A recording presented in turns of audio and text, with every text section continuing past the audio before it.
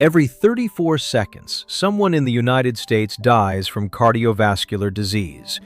That is not my number. That is the American Heart Association's own published figure. And it means that in the time it takes you to watch this video, roughly 45 people will be gone. For Americans over the age of 65, heart disease remains the #1 cause of death, ahead of cancer, ahead of stroke, ahead of everything else the Centers for Disease Control tracks. And here is the part almost nobody in your life is going to say out loud. The overwhelming majority of the conversation you have had with your doctor about your heart has been about one number, your cholesterol, and one prescription. But according to a growing body of cardiology research, the real battleground for your heart after 60 is not your cholesterol number at all. It is a lining inside your blood vessels that is exactly 1 cell thick, an organ most people have never heard of, and it responds to what you put on your plate within hours, not years. In the next 25 minutes, I am going to walk you through 12 everyday foods already sitting in most American grocery stores for under a few dollars that the research suggests quietly protect that lining as you age. I'm going to give you the specific compound in each food, the specific study behind it, and the specific way to prepare it. Because with at least one of these foods, the way most people over 60 prepare it destroys the protective compound before it ever reaches their mouth. And one of these 12 is a food that many doctors spent 40 years telling their patients to avoid. The advice has flipped. Most patients were never told, and I will explain which food it is and why later in this video. Because the reason the advice flipped is the same reason so much heart guidance from the 1980s quietly fell apart. Here is exactly what I'm going to walk you through today. Promise number 1. All 12 foods, each with the named compound that does the work and the evidence behind it, so you are not taking my word for anything. Promise number 2. The one food on this list that most kitchens over 60 already have, that most people prepare in a way that deactivates its key protective enzyme. And the 10-minute rule that fixes it. Promise number 3. The single breakfast swap that, in a pooled analysis of dozens of randomized trials, was associated with lowering LDL cholesterol by roughly 5 to 7% in about 6 weeks. Promise number 4. The 3 foods on this list that have been studied specifically for lowering blood pressure numbers, not just cholesterol, including one vegetable linked in trials to drops of around 4 to 5 points systolic. And promise number 5, the one shopping mistake, and I would estimate more than half the people watching this are making it right now, that takes a genuinely protective food and quietly cancels the benefit at the grocery store shelf before you ever get it home. If you find this kind of specific, plain language health information useful, take 1 second now to subscribe and tap the like button, because it genuinely helps this reach the people in their 60s and 70s who need it. Now let me tell you who is talking to you. I am Dr. Vitalis, and this channel, Prime Years MD, exists for one purpose: translating published medical research on aging into plain language for adults over 50. Everything I present here comes from named studies and named institutions. I will tell you where each claim comes from, and everything here is educational, not a substitute for your own physician, who knows your history, your medications, and your numbers. Keep that in mind the whole way through. I want to start with a man I will call Frank, a composite of a pattern I see constantly in the research literature and in viewer letters, because Frank is the person this video is actually about. Frank is 71 years old. He is a retired machinist from Erie, Pennsylvania. He worked 42 years on a shop floor. He raised 3 kids, and he considers himself, in his own words, basically healthy. Frank takes a statin. He has taken it since he was 63. His total cholesterol on the statin is 178, which his doctor calls fine. And because that number is fine, Frank believes his heart is fine. Last October, Frank went in for his annual visit. His blood pressure in the office read 152/94. The visit lasted 11 minutes. He was told to watch his salt, maybe walk a little more, and come back in 6 months. No specifics. No plan. No explanation of what 152/94 actually does to a 71-year-old vascular system, which is this. At that pressure, day after day, the inner lining of Frank's arteries is being scraped by turbulent blood flow the way a riverbank erodes in a flood. The damage is silent. There is no pain nerve in that lining.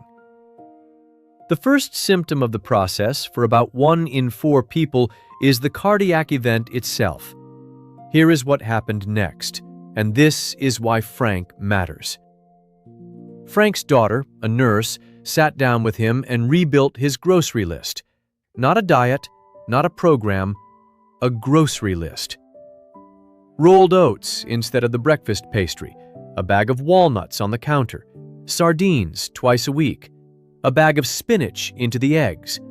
Beets he learned to roast on Sundays, beans into the chili he already made. 12 weeks later, at the follow-up his daughter insisted on, Frank's blood pressure read 134/84, and his LDL had dropped another 11 points on the same statin dose. His doctor's comment was, "Whatever you are doing, keep doing it." Now, one man is one man. Frank is a composite. His result is not a promise, and food changes work alongside medication, never instead of it. But the direction of Frank's numbers is exactly the direction the trial data points, over and over. And the reason I opened with Frank is that the 11-minute appointment he got, watch your salt come back in 6 months, is the appointment millions of Americans over 60 are getting this year. The system, frankly, is not built to hand you a grocery list. So I am going to. To understand why a grocery list can move numbers like that, you need to meet the organ I mentioned at the top, because this is the mechanism everything else in this video hangs on. It is called the endothelium. Say it with me once. Endothelium.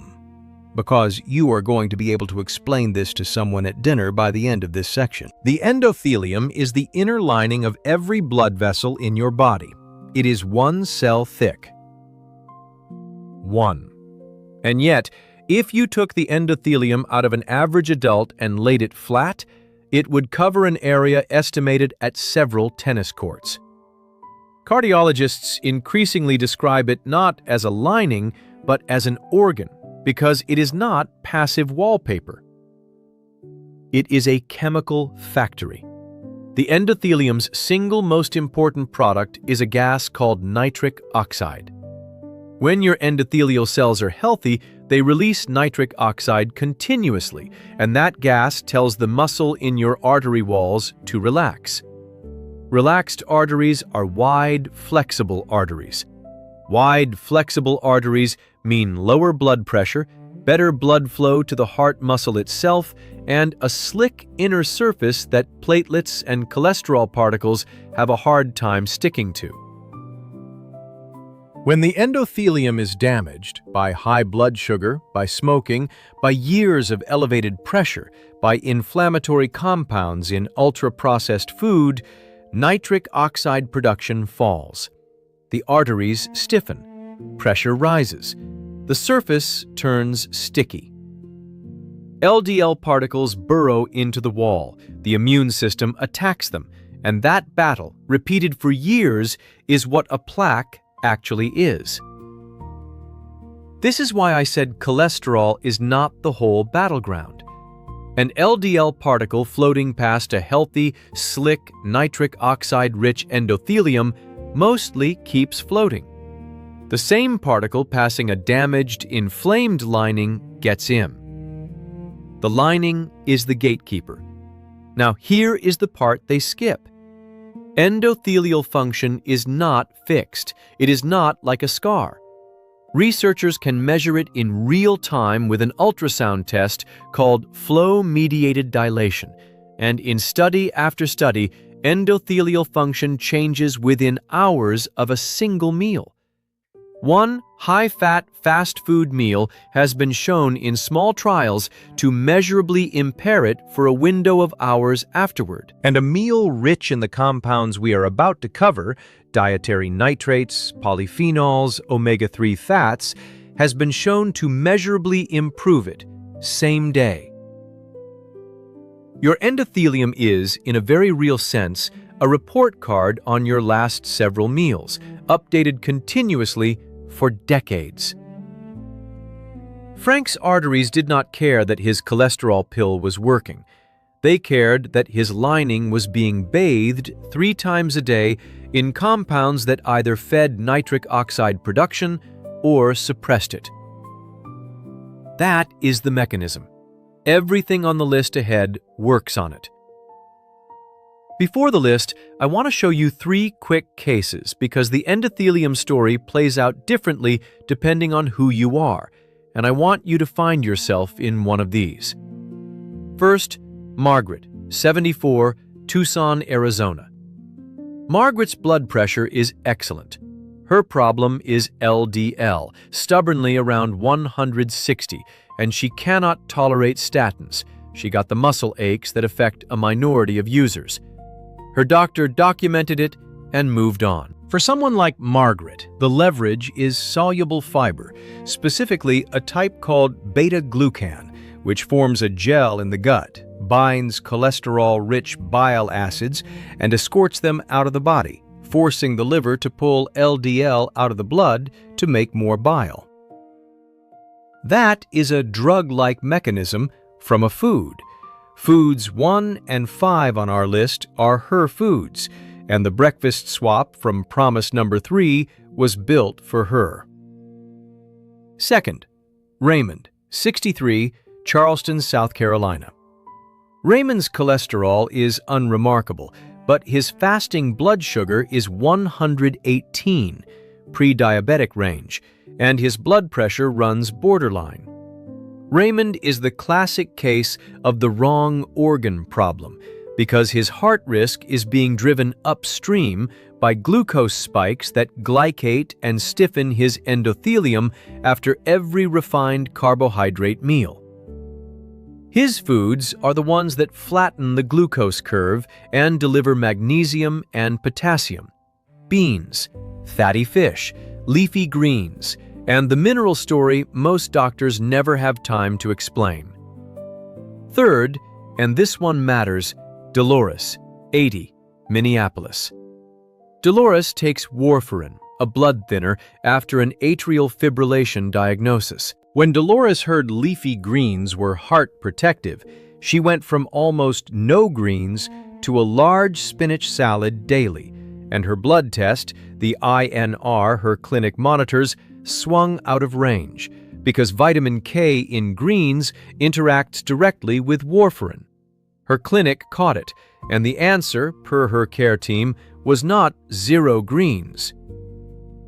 It was consistent greens, the same modest amount daily with her dose adjusted around it. I tell you about Dolores for one reason. Every food in this video is a food, not a supplement. And still, if you take warfarin or you have kidney disease, which changes how you handle potassium, 2 of the foods ahead require a conversation with your doctor first. I will flag them when we get there. That is not legal boilerplate.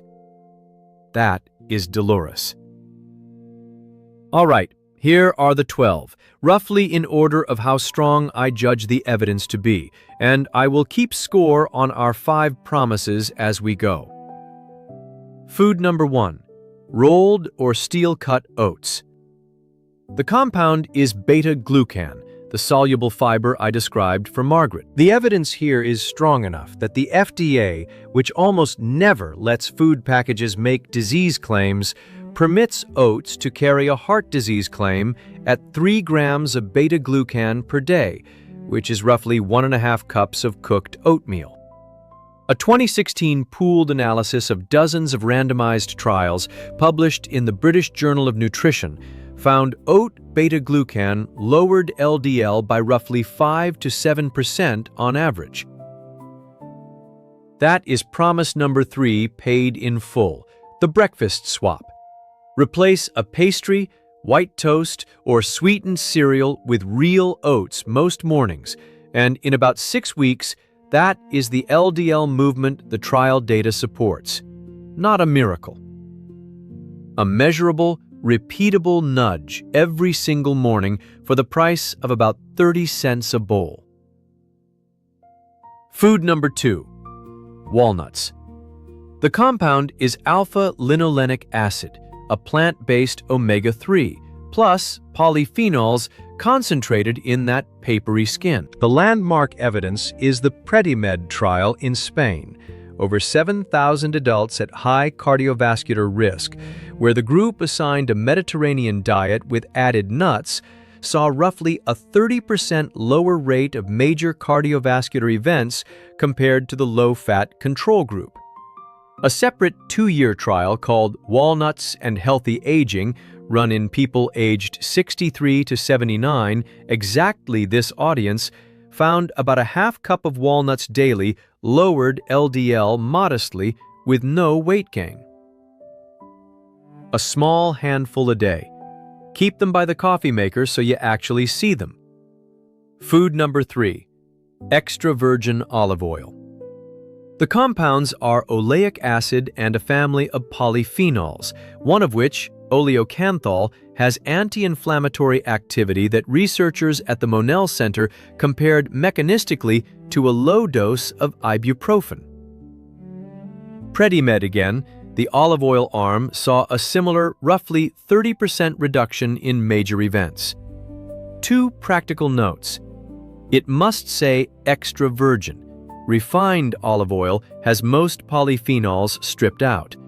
And buy it in dark glass or tins, because light on a clear bottle degrades the very compounds you are paying for. Food number 4, fatty fish, and I specifically mean sardines, salmon, mackerel, and herring. The compounds are the marine omega-3s, EPA and DHA, which incorporate directly into cell membranes, including endothelial cell membranes, and are associated with lower triglycerides and more stable heart rhythm. The American Heart Association recommends 2 servings of fatty fish per week, and observational data going back to the original Greenland studies links regular intake with lower cardiac death rates.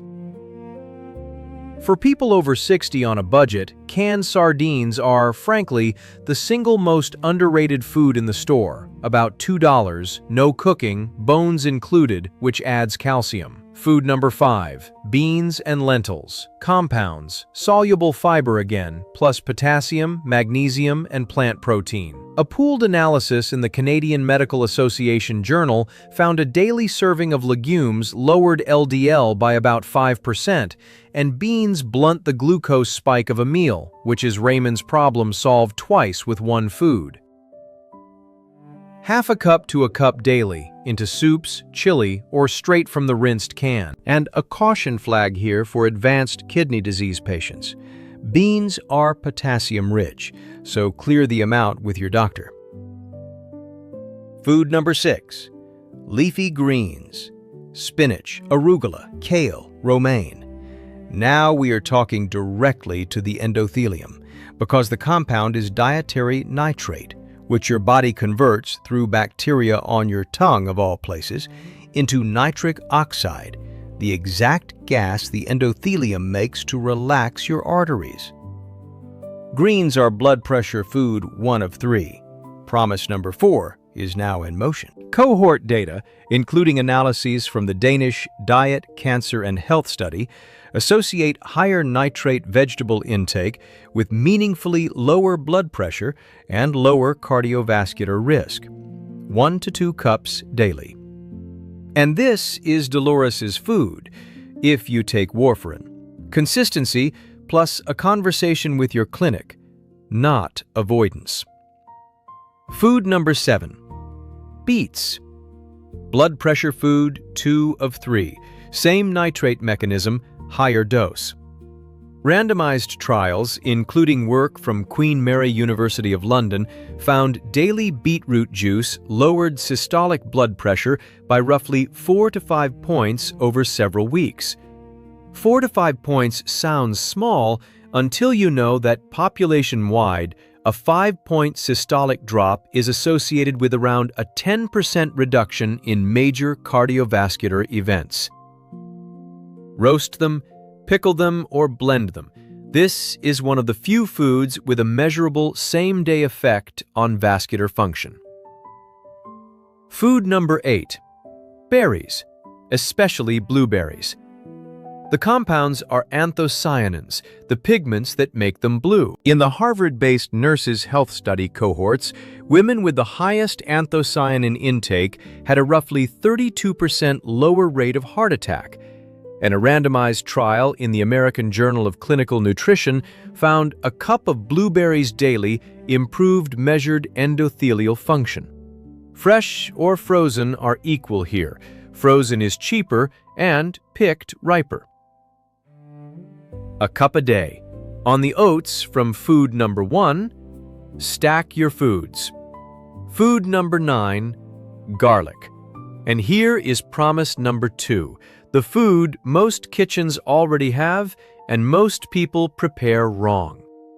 The protective compound allicin does not exist in an intact clove. It is created only when garlic is crushed or chopped by an enzyme called alliinase. Here is the problem. Heat destroys that enzyme almost instantly. So when you chop garlic and throw it straight into a hot pan, which is how nearly everyone over 60 was taught to cook, you deactivate the enzyme before it ever makes the allicin. The fix costs nothing. Crush or chop the garlic, then let it sit on the cutting board for about 10 minutes before it touches heat. The allicin forms during that rest and is far more heat-stable once formed. And garlic is blood pressure food 3 of 3, promise 4 complete.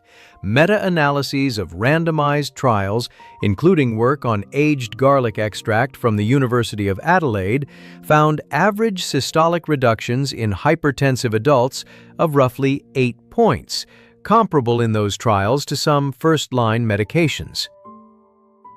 Food, not pills, and never stop a blood pressure medication without your doctor.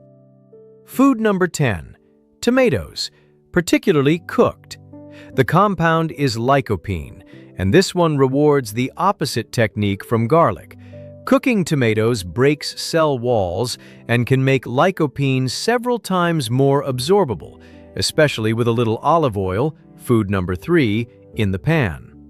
Higher blood lycopene levels have been associated in cohort studies, including Finnish data, with lower rates of stroke. Tomato sauce, tomato paste, canned tomatoes all count, and paste is the cheapest concentrated source in the store. Food number 11, and here is the loop I opened at the top: plain fermented dairy, real yogurt, and kefir. This is the food doctors spent 40 years telling patients to limit because it contains saturated fat, and the 1980s consensus treated all saturated fat as one enemy. The advice flipped because the outcome data refused to cooperate. Large cohort analyses, including a meta-analysis in the European Journal of Epidemiology covering hundreds of thousands of people, found fermented dairy intake was associated with neutral to modestly lower cardiovascular risk, and yogurt eaters in the Framingham Offspring data showed better blood pressure trajectories. The leading explanation is the fermentation itself. Live cultures and the peptides they produce appear to change how the whole food behaves in the body. The food matrix, as researchers call it, matters more than the single nutrient.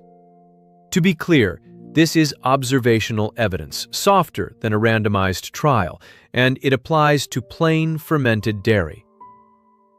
Which brings me to the trap. Food number 12, dark chocolate, 70% cacao or higher in small amounts. The compounds are cocoa flavanols, which in randomized trials, including the large Cosmos trial run by Brigham and Women's Hospital, have been linked to improved endothelial function and, in Cosmos, a signal toward lower cardiovascular death, though the trial used a concentrated supplement and the researchers themselves urge caution interpreting it. 1 to 2 small squares a day. This is a garnish on a good diet, not a license. 12 foods, promises 1 through 4 delivered. Now, promise number 5, the shopping mistake that cancels the benefit. And I saved it for here because it touches at least 4 foods on this list. The mistake is buying the processed imposter of the real food. The flavored instant oatmeal packet, where the oats are pulverized, the beta-glucan structure is degraded, and roughly 3 teaspoons of added sugar are blended in. Sugar that spikes glucose and stresses the very endothelium the oats were supposed to protect. The fruit on the bottom yogurt, which can carry more added sugar per cup than some ice creams, wearing food number 11 as a disguise. The candied walnuts, the sweetened dried berries, the milk chocolate. In every case, the store sells you the name of a protective food, with the protection processed out and the harm processed in. The rule that defends you takes 5 seconds. Read the added sugar line on the label. The real versions of every food on this list have an added sugar number of 0 or close to it. If the label says otherwise, you are holding the imposter. Put it back. And before we close, one advanced move that almost no one talks about because it is not about which foods, it is about when and how they combine. Researchers call it food pairing, and there are 3 pairings on this list with evidence behind them. Cooked tomatoes with olive oil. Lycopene is fat-soluble, and absorption rises several-fold with fat present.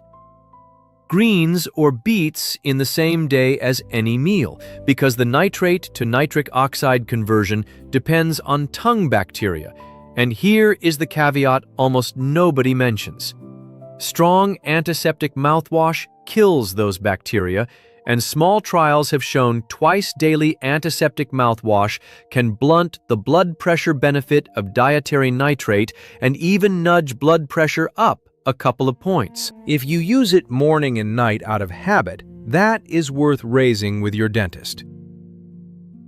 And third, berries on oats, because the fiber slows sugar absorption from the fruit while the anthocyanins ride in. The pairing move costs nothing. It is simply stacking the deck at the same meal. If you already eat some of these 12, pairing them is the cheapest upgrade available. So let me hand you the whole video in one paragraph. Your heart's fate after 60 is heavily influenced by a 1-cell thick lining, the endothelium, that reads your meals in real time. 12 ordinary foods: oats, walnuts, extra virgin olive oil, fatty fish, beans, leafy greens, beets, berries, rested crushed garlic, cooked tomatoes, plain fermented dairy, and a square of dark chocolate each carry a named compound with published evidence behind it, and 3 of them, greens, beets, and garlic, have moved actual blood pressure numbers in randomized trials by 4 to 8 points. The same order of magnitude as some starting medications. You do not need all 12 this week. Pick 3. I would suggest the oat and berry breakfast, sardines twice, and the 10-minute garlic rule, because they are the cheapest and the best supported. Then let your own numbers, checked with your own doctor, tell you what Frank's told him. And that is the standing rule of this channel. Everything here is education, drawn from the published research I have named. It is not medical advice. It does not know your medications or your kidneys or your warfarin. So please, take this list into your doctor's office, not instead of it. If you have a husband, a wife, a brother, or a neighbor over 60 who got the 11-minute appointment and the watch your salt speech, send them this video, because a grocery list is the one prescription nobody wrote them. If it was useful to you, subscribe and tap the like button so it reaches the next person who needs it. I am Dr. Vitalis, and I will see you in the next